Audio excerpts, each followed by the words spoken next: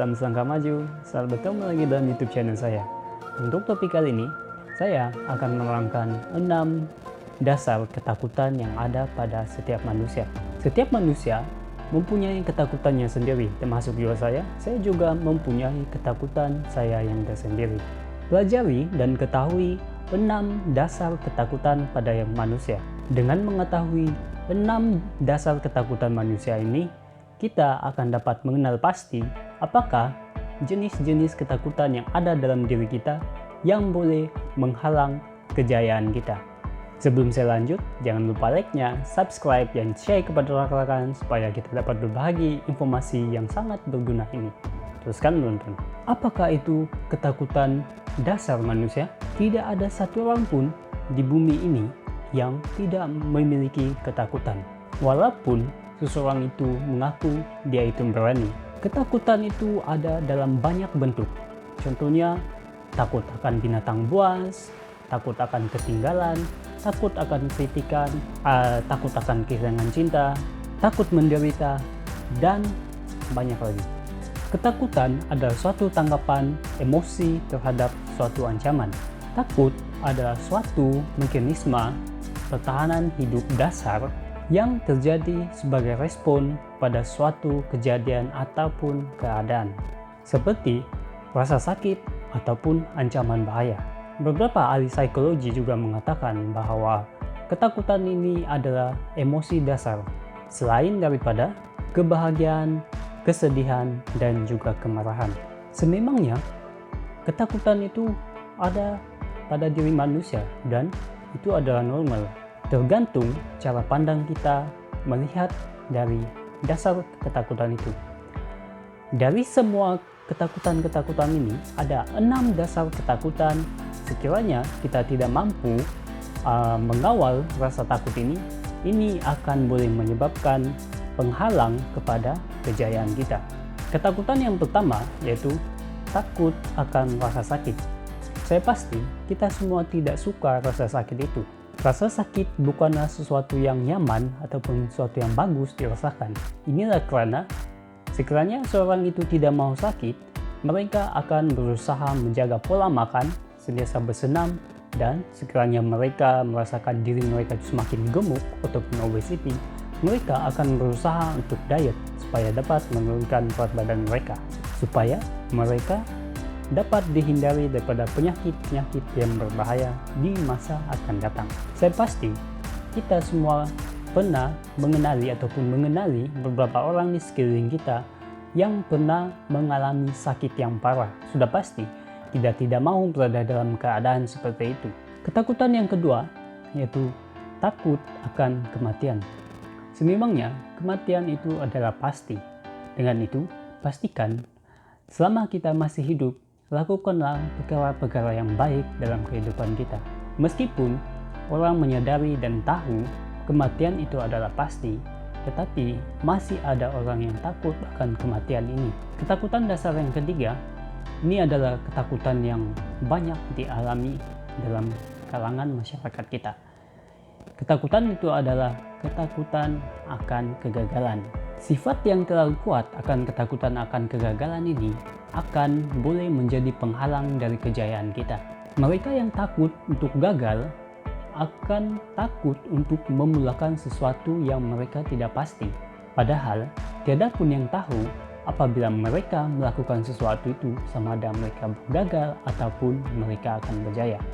Ketahuilah, orang-orang berjaya di luar sana mengalami sangat banyak kegagalan, tetapi mereka boleh menukarkan kegagalan itu kepada kejayaan mereka. Kegagalan itu adalah memang sangat menyakitkan. Tetapi dengan kegagalan ini, kita dapat belajar lebih banyak dan boleh menjadikan diri kita ini berkembang maju. Kebanyakan orang di sana takut kan dengan kegagalan dan tidak pernah mau mencoba. Lebih baik gagal karena mencoba daripada gagal karena tidak pernah mencoba. Ketakutan dasar yang keempat adalah ketakutan akan kemiskinan. Banyak orang di luar sana yang takut akan kemiskinan, sebagai contoh takut akan kehabisan uang dan sebagainya. Banyak orang sana yang memang takut akan kemiskinan ini, tetapi masih mempunyai mindset dan pemikiran orang miskin. Masih sentiasa malas-malasan dan malas berusaha keras untuk membangun kehidupan mereka.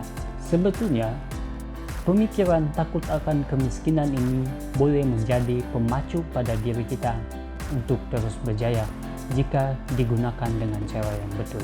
Tetapi, terkadang orang-orang di luar sana itu menggunakan ketakutan akan kemiskinan ini dengan cara yang salah. Mereka menghalalkan segala hal untuk keluar daripada ketakutan ini. Sebagai contoh, menipu orang atau melakukan aktiviti-aktiviti yang salah untuk mencapai kekayaan mereka. Ketakutan yang kelima ialah takut akan kritikan. Ketakutan jenis ini timbul apabila seseorang itu tidak merasa yakin dengan sesuatu bidang atau skill yang dia punya. Ketakutan akan kritikan ini boleh dikaitkan dengan ketakutan di poin yang kedua, yaitu takut akan kegagalan. Karena mereka yang takut akan kegagalan ini takut akan dikritik apabila mereka gagal melakukan sesuatu. Ditambah lagi, apabila seseorang itu yang tidak mahir dalam memberikan kritikan dengan cara yang benar, dan kritikan itu pasti sangat menyinggung perasaan. Kritikan dengan cara yang salah itu sangat menyakitkan. Ia tidak akan membangun, malahan akan menjatuhkan emosi dan keyakinan dalam diri kita. Namun begitu, sadarilah bahwa kritikan itu mampu untuk menambah baik diri kita. Dengan kritikan, kita dapat memperbaiki kesalahan yang kita lakukan. Dengan kesadaran dan pemikiran yang positif tentang kritikan ini, kita pasti akan bisa berkembang.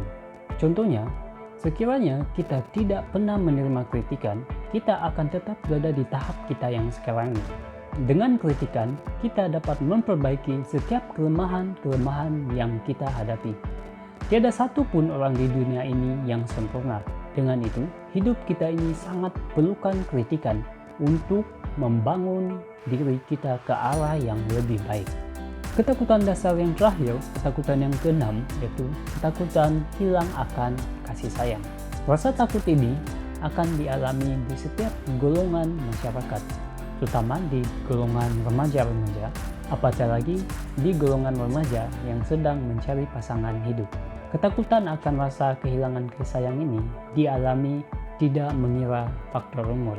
Sebagai contoh, kanak-kanak yang memiliki adik kecil akan merasa cemburu sekiranya ibu bapaknya memberikan perhatian lebih kepada adiknya. Ia takut akan kehilangan kasih sayang daripada orang tuanya. Ketakutan jenis ini juga boleh diartikan sebagai ketakutan hilangnya perhatian. Takut kehilangan perhatian daripada kawan ataupun sahabat-sahabat di sekelilingnya, sehingga kerap kali melakukan perilaku yang unik untuk menarik perhatian dan menjadi center of attention ataupun pusat perhatian. Ketahuilah, pahami dan hadapi rasa takut kita. Terkadang kita menyangkal bahwa rasa ketakutan ini ada pada diri kita, padahal keberanian itu tidak muncul secara sengaja apabila kita tidak mengetahui ketakutan apa yang kita miliki.